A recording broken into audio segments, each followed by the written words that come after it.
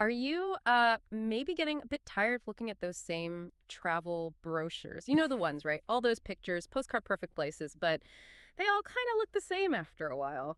White sand beaches, experiences labeled authentic, but feeling a bit maybe prepackaged. If you've ever felt that, that little niggle wanting something genuinely different, maybe a place that hasn't quite given in to mass tourism, then I think you're going to find today's deep dive really, really illuminating. Our mission here, like always, is to cut through that surface stuff. We want to get to the heart of what makes a place special, understand why it stands out, what makes it tick. And today, we are setting our sights on somewhere pretty extraordinary, a place that promises to defy those expectations. Koh Chang. It's famously known as Thailand's Emerald Elephant Island. And this isn't just going to be a list of things to see. No, we're doing a proper deep dive. We're sifting through all the great sources you provided, articles, research your notes. The goal is to pull out the really compelling stuff, give you that shortcut to being genuinely well-informed about this place. And Koh Chang is such a fantastic subject for exactly that reason. You look at the sources, and right away you see it's not just different, it's a real contrast. Almost rebellious against typical mass tourism trends. It's a place that seems to have quite deliberately held on to its wildness, its unpolished beauty. Through geography, yes, but also through conscious choices. And that rawness, that authenticity. Well, that's its main draw, isn't it? So yeah, throughout this deep dive, we're going to really unpack how that unique identity formed. Look at the choices made, the natural protections in place. We'll cover the landscape, the impact of its protected status, and even the journey to get there. Because as you'll see, getting there, it's not just travel. It really becomes part of the whole adventure. So yeah, let's start unpacking its character. Okay, building on that uniqueness, let's start with the name itself. It's really evocative. Elephant Island, Koh Chang. And the sources point out this isn't just some, catchy marketing slogan. It actually literally refers to the shape of its northern headland. If you look at it from the sea or maybe on a map, you can see how the coast curves out like a trunk, and then there's this sort of head shape. It just paints a picture immediately, doesn't it? Gives you a sense of its character before you even see it. Absolutely. And when you do look at the visuals, the descriptions, and the sources, wow, it's this incredible, almost primal landscape. You've got these really dense, like ancient-feeling rainforests just tumbling down steep mountain slopes. Yeah, the green waterfalls. Exactly. You can almost feel that humid air, hear the background noise of insects, maybe the chattering of macaques, those dusky leaf monkeys. And the sources mention seeing those amazing great hornbills, big birds, distinctive calls soaring above the canopy. Incredible. It's just teeming with life, ancient trees, orchids, and all this wildness eventually just rolls down to meet these calm, sandy coves where the jungle green literally meets the turquoise sea. It's quite a sight. It sounds breathtaking. And what's really striking, something the sources highlight, is that Koh Chang is Thailand's third largest island. It's substantial. But somehow, despite that size, it has this gentle feel, like a gentle giant. That phrase, gentle giant, it really nails it, I think. It captures the essence perfectly. Because, yes, it's physically large, third biggest in Thailand. But it seemed to have chosen, or maybe circumstances dictated, a path of very restrained development. And that's not accidental. This choice, this lack of huge aggressive development, is key to its unique appeal. It strongly suggests the island puts preserving its amazing natural environment ahead of, just packing in as many tourists as possible. Right. It's not just chasing the latest trend. No, exactly. Yeah. It feels like a deeper understanding of what makes it special, what makes it sustainable, and what kind of visitor it actually wants to attract.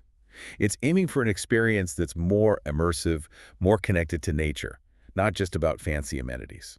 So the landscape isn't just pretty background. Not at all. It's central. Those rainforests, waterfalls, the untouched coast, they define the island's identity and the visitor experience. And that's how Koh Chang manages to avoid becoming another cliché Thai island where development sometimes runs rampant and loses that local character. Yeah, you see that sometimes. The fact that it keeps this unpolished, raw, genuinely wild beauty, it says a lot about its conservation efforts. It's a signpost for the kind of traveler it attracts, someone who values authenticity, nature, maybe a slower pace. A gentle giant, yes, but one that's fiercely protecting its heart. And that idea of being unpolished leads to this really interesting comparison the sources make. Koh Chang as the anti-Phuket. Now that grabs your attention, right? Because Phuket, for many people, is the famous Thai island experience. Right. Bustling international airport right there, huge resorts, shopping malls, beaches packed with activities. The whole package, designed for mass tourism. So when the sources call Koh Chang the anti-Phuket, it's a direct challenge to that idea. It redefines what a top Thai island can be. And what Yeah. sets it apart, what defines it, are these specific absences, things it doesn't have. Right. Deliberate omissions almost. Like no international airport on the island itself, that's huge. Immediately changes who can easily get there. Mhm. No giant sprawling mega resorts dominating the views. No big international hotel chains everywhere. And crucially, the coastline isn't choked with that kind of unrestrained, sometimes chaotic development you see elsewhere. Yeah. It's not just the subtle difference. It feels like a totally different philosophy, a conscious choice to be different. And this is where it gets really insightful, I think, because these lacks, as you put it, they aren't actually seen as negatives or shortcomings. The sources are really clear on this. Yeah. These absences are actually the island's most defining and precious asset. Okay, unpack that. How is not having things an asset? Well, think about it. The lack of that super easy mass market access, like a direct international flight dropping you right there, or massive all-inclusive resorts, it acts like a filter, a natural filter. A filter for visitors. Exactly. It doesn't necessarily mean fewer visitors overall, maybe, but it definitely means a different type of traveler tends to arrive. This approach actively encourages a more authentic, nature-focused, maybe more community-minded atmosphere, How so? because it naturally appeals to people who are willing, maybe even eager, to put in a bit more effort, to accept a little bit of, let's call it friction, in return for something more rewarding, less commercialized. Right, not just stepping off a plane into a giant hotel lobby. Precisely. Koh Chang seems to really reward those seeking genuine escape. Travelers who value raw nature, maybe some real cultural interaction, a slower pace, the effort involved in the journey, the lack of instant convenience. It stops being an obstacle and becomes part of the appeal. Part of the adventure. Yeah, it builds anticipation, a sense of discovery, maybe even accomplishment. You feel like you've earned it. So people arrive already appreciating its unique character, and maybe they're more likely to treat it respectfully. That makes sense. It might attract more conscious travelers. Potentially, yes. More environmentally aware, perhaps. And it also tends to support local community businesses over those huge, often foreign-owned chains. So the insight is really that less accessibility, managed well, can lead to higher value. Higher value for the visitor experience. Yes, and crucially also for sustainable income and cultural preservation for the island itself. It shows how that friction can actually be a feature, a positive thing, in managing a destination responsibly. And this whole approach, this natural filter, it's backed up by something more solid too, right? Like legal protections. Absolutely. It's reinforced, really cemented by the island's official protected status. That's the bedrock. Okay, so let's talk about that protection. What does it actually involve? Because that seems key to why Koh Chang has kept this character. It is absolutely key. We're talking about the Koh Chang National Park, established way back in 1982. Right. And this wasn't just a small gesture. It's massive. The park covers over 70% of Koh Chang's landmass. 70%. Wow. Yeah, it's huge, about 650 square kilometers. And it doesn't just cover Koh Chang. It includes 52 other islands in the archipelago. So it's a huge area under protection. Enormous. And this level of protection, this long-term commitment to conservation, it's not just policy. It really is the foundation of Koh Chang's whole identity. Okay, so what's the real impact of having 70% designated as a national park? The impact is profound. You really can't overstate it. Thailand basically created this sanctuary, protecting Koh Chang's most vital natural treasures. Think about the spectacular waterfalls. They're beautiful, sure, but they're also ecologically vital. Freshwater sources, habitats. Then you have the IUCN-protected coral reefs. And IUCN, that's the International Union for Conservation of Nature, their red list is the global standard. So IUCN protected really means something significant. It does. It means these reefs are recognized globally as critical ecosystems, probably facing threats and needing strict management to preserve their biodiversity. Amazing for diving and snorkeling, but ecologically crucial too. Right, protecting the marine life. Exactly. Turtles, fish, the whole underwater world. And then there are the evergreen forests. Not just green, but ancient, complex ecosystems. Some of the last really undisturbed examples of their kind left in Thailand. They hold unique species, regulate the climate, the water. So these aren't just nice to haves, they're fundamental. Absolutely fundamental to the island's health and its unique appeal. And this protected status also, as the sources say, profoundly shaped the island's development. How so? In what way? Well, by legally restricting large-scale building, big roads, urban sprawl in that huge interior and along much of the coast, The park rules basically forced tourism to grow more organically. Ah, so it couldn't just spread everywhere. Exactly. Development naturally concentrated along the western coast, which was more accessible. It could still grow there, but within limits, respecting the landscape more. Okay, so that explains the contrast you mentioned earlier. Precisely. You get the western coast with its mix of accommodations, still relatively low impact, lots of guest houses, local restaurants, and then you have the mountainous interior, the entire eastern seaboard, largely untouched and wild. Like a glimpse of the past. Kind of, yeah. The east side still has small fishing villages, big mangrove forests. It shows what could have been lost without the park. So this whole situation, the geography plus the law, has created a specific kind of destination. It doesn't really appeal to the tourist looking for everything easy, convenient, prepackaged. Instead, it speaks to the traveler who values adventure, raw nature, and a pace of life dictated by the tides rather than by tour schedules. Someone looking for authenticity. Exactly. Someone willing to trade a bit of polish for a lot more depth, a real connection.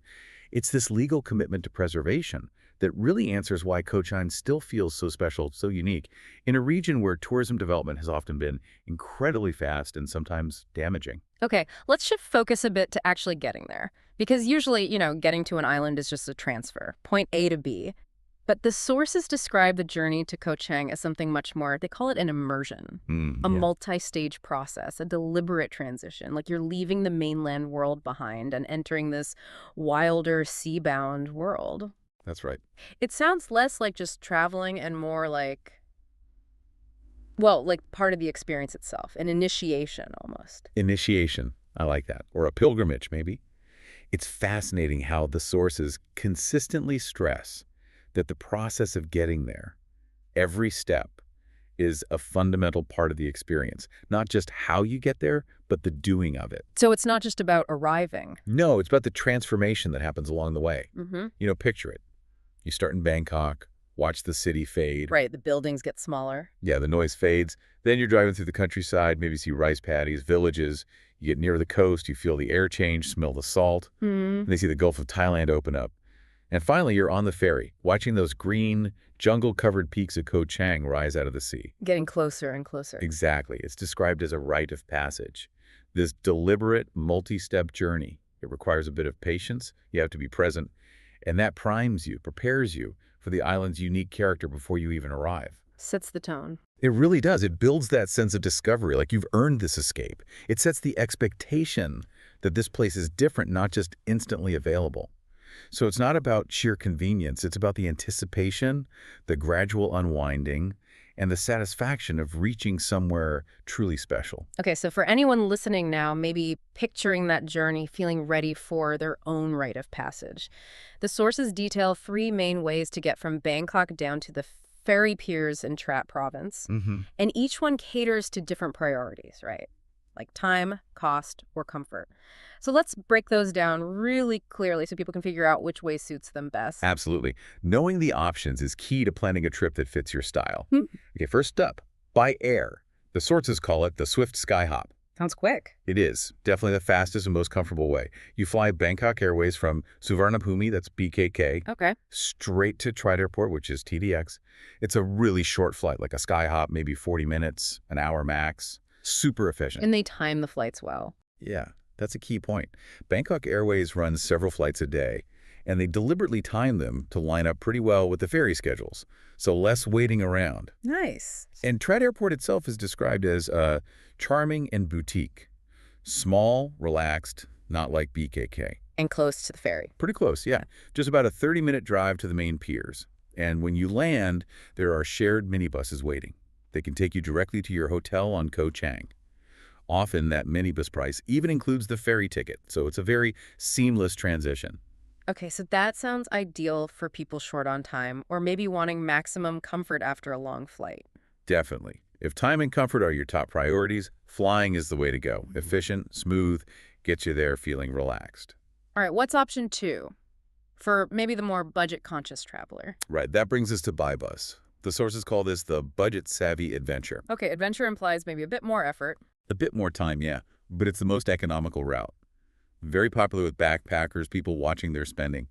The top recommendation from the sources is the government bus, number 999. Number 999. Got it. Where from? It leaves from Bangkok's Ekamai Bus Terminal. That's the eastern terminal. And the big advantage of the 999 bus is that it goes directly to the Ayo Temachat ferry pier in Trat. Ah, so no extra taxi or songthai needed at the other end? Exactly. It eliminates the need for an additional transfer, which is great. Saves hassle and a bit of money. The whole trip takes around 5 to 6 hours. There's usually a short comfort break included. Gives you a chance to see the countryside too, I guess. Definitely. You watch Bangkok fade, see the rice fields, the rural scenes. It's an experience in itself.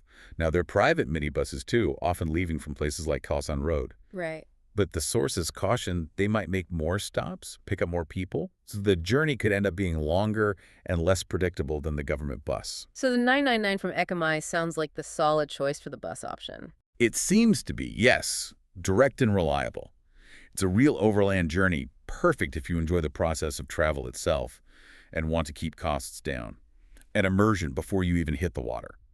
Okay, that makes sense. So we have air for speed, bus for budget. What's the third option? The third option is by private transfer, described as the comfort-first approach. Right, so this sounds like maybe the middle ground or just focused purely on ease. More focused on ease and personal comfort, I'd say.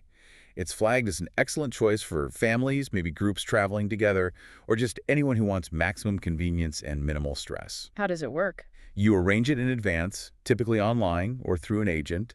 They could pick you up right from your hotel lobby in Bangkok or even meet you at the airport. It's a proper door-to-pier service. No navigating public transport with bags, no worrying about connections. Straight into a private car or van? Exactly. Air-conditioned comfort direct to the ferry. The drive usually takes between 4.5 and 5.5 hours, so maybe slightly quicker than the bus, depending on traffic. And you get more personal space, flexibility. Precisely. You can stop when you need to, maybe for a quick photo or coffee. It just takes the stress out of the land part of the journey. You arrive at the pier feeling relaxed, ready for the ferry crossing and the island itself. Okay, three very distinct options then. The swift flight, the budget-friendly bus adventure, or the comfortable private transfer. So thinking about those paths, which one resonates most with you listening? Your style, your budget, your priorities for starting this Koh Chang adventure? Yeah, each one gets you there, but the journey itself definitely sets a different tone for your arrival. We've really gone deep today, haven't we, into Koh Chang, peeled back those layers on the Emerald Elephant Island. We've looked at how it stands out, that whole anti-Phuket idea, how its incredible wildness isn't just luck, but is actively guarded by that huge national park status, protecting the forests, the reefs, and even how just getting there is more than transport. It's part of the experience, that rite of passage you mentioned, prepares you for its spirit. It's truly fascinating, isn't it? How the absence of certain things we often think of as essential for tourism, like super easy access, actually makes the experience better, deeper. Yeah, the friction. Exactly, that friction of the journey, the clear commitment to preservation. It all leads to a more profound connection, I think, with nature, with the local way of life. And it leaves us, and you listening, with a really interesting thought to chew on. In a world that feels increasingly easy to get around, where everything seems instantly accessible, what's the real value of a place that asks a bit more of you? A place that requires a bit more effort, more patience, maybe a bit more adventure. And how much of that friction are we, personally, willing to embrace for an experience that feels truly authentic, unspoiled, and maybe ultimately more rewarding? That's a great question to end on. A personal reflection on what we really seek when we travel. Thank you for bringing all these fantastic sources together for this deep dive. It's been incredibly illuminating. We really hope this exploration has given everyone listening a solid understanding of Koh Chang, a real shortcut to being informed, and maybe, just maybe, it sparked enough curiosity for you to consider experiencing that wild, unique beauty for yourself someday.